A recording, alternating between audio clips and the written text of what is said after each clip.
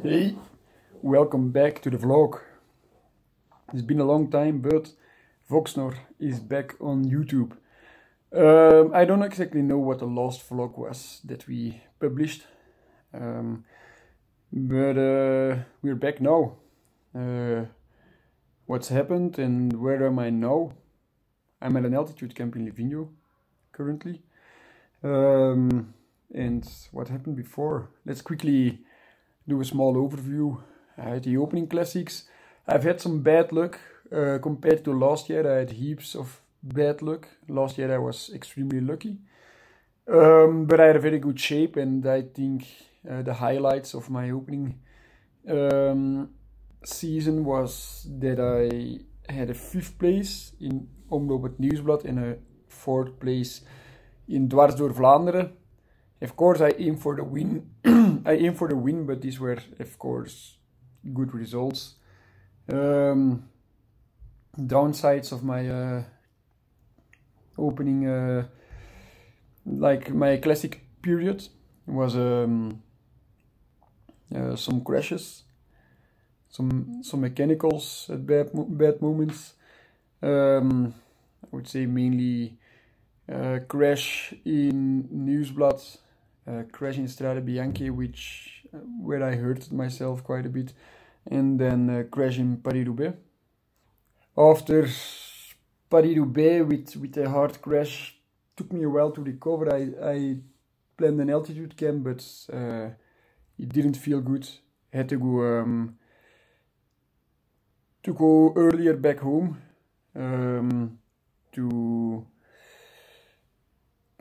easily build up at sea level, and then I got to a decent shape, and we did some races with Arnaud Delis, and we smashed it. Arnaud was winning a lot of races. I think he won about 5 or 6 races in 2 weeks. Yeah, I did, to close off this middle part of the season, I had Tour of Belgium, which didn't start too good, but I found a good shape in the end. And then in the Ardennes stage, we tried to smash it and get a lead with Tim. But I was also in front, so I moved up till 15 GC. It was a very, very exciting final day.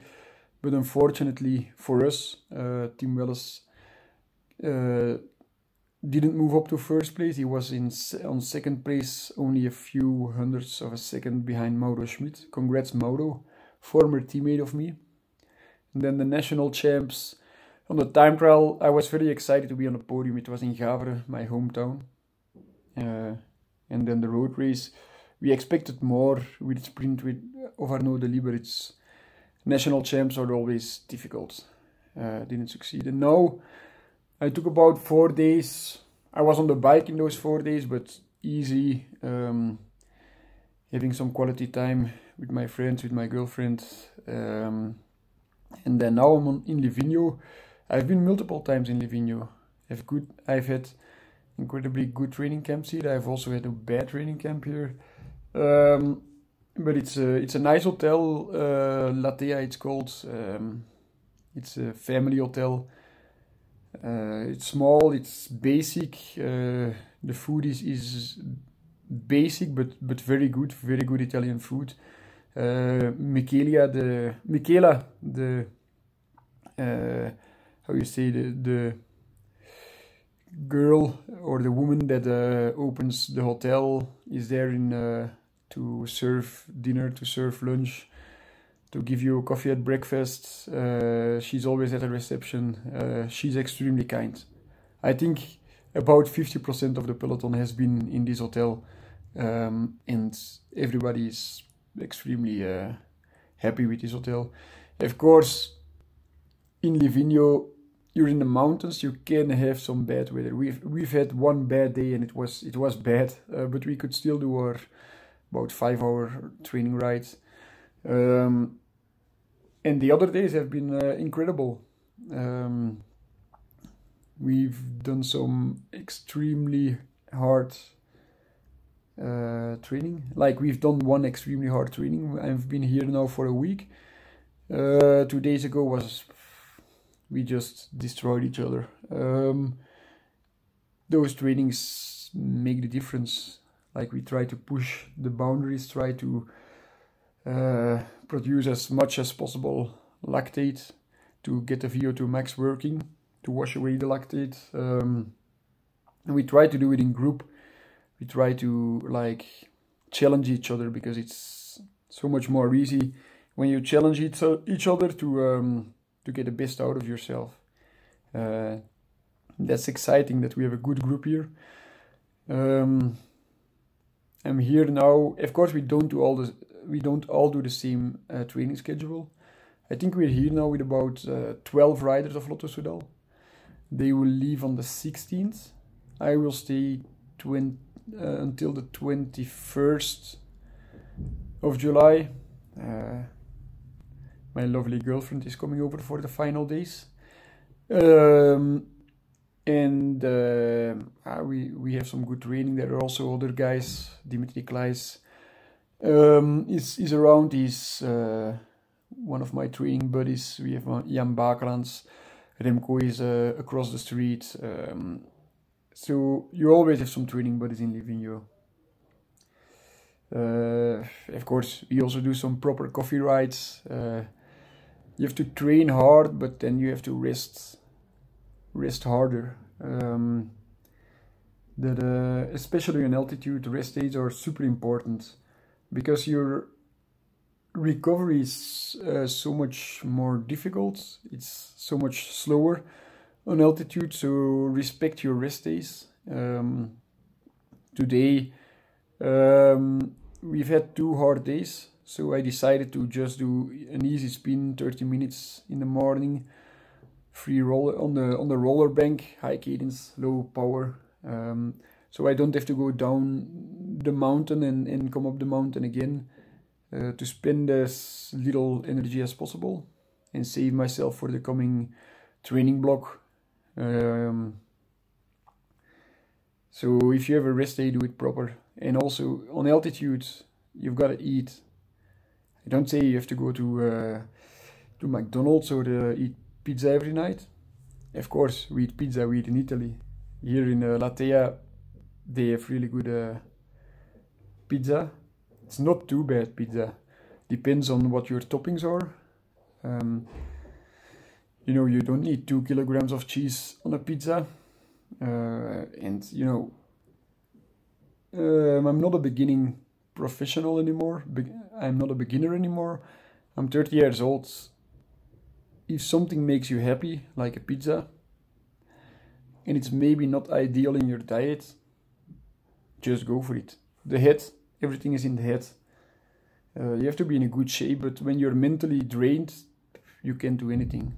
If this pizza makes you happy and you can push 20 more watts in your interval the day after, be sure and don't hesitate to take that pizza. Yeah, just eat a lot. Eat carbs. You need proteins to build up your muscle mass. You need fats for your hormones, and you need carbs for training. Carbs are key. Carbs are the most important, but you need all. You need carbs, protein, and fats. You need to have a balanced diet, but eat enough on altitude. If you're in a state that you, let's say a catabolic state, that you intake less calories than you use, stay at sea level. Also at sea level, I would say it's not a good idea. But at least your body will find some way to get through it. On altitude, you're just breaking yourself down. You need to be anabolic, which means that your body is in a building state, and this can only happen if you eat at least the same amount of calories as you use during a day, and I would say even more. Eat enough. And also on altitudes, your body is using more, even in your sleep. you're using carbohydrates to build, because your body is working. You know, your diaphragm is working more because you have to breathe more, because there's less oxygen in the air, and if you have no reserves, if you have no calories left, how do you think it would be possible to build up red blood cells? And this is why we are here. We want to increase our red blood cells, and of course do some proper training. Some proper training in the mountains, and those mountains here, I can tell you, they are big. Yesterday we did the Stelvio. Yesterday was an easy day, but we did 125 kilometers. 125, everybody can do that, but do it with 4,000 altitude meters. I can tell you this kicks in. This kicks in properly. What else can I say? Don't forget to check out my video about how to position your cleats on your shoes. If you do a training camp, if you start like it's a new block in your season, let's say my season was divided in 3 parts, and now I'm preparing the final part of the season, it's always a good idea to put on new cleats on your shoes. Do it in the beginning of the training block, so if you have the feeling that the cleat is not 100% correctly positioned, you still have time. Don't do it before the first race day. Yeah, take time. If you have new shoes, if you have a new pair of shoes, start them now. Get used to your new equipment. And then talking about equipment, I'm so happy I have my Solar 7X Phoenix. I've had a Phoenix 5X, I think. It was, I would say, maybe a watch of 40 years old, which was still functioning magnificently well. But there was no SpO2 meter on this one. And this one has a SpO2 meter, and it's so much better than I expected. You know, it records constantly SpO2. So you can track your adaptation to the altitude. You can see the difference with at home, and you can, like this, you realize that you always have to keep in mind to do everything a little bit more slower, spend a little bit more energy than you would do at home. So yeah, I would say that's about it for this first vlog, and more vlogs coming. There will be more vlogs coming about this training camp also. Cheers, stay tuned. This was Voxnor, freshly from Livigno.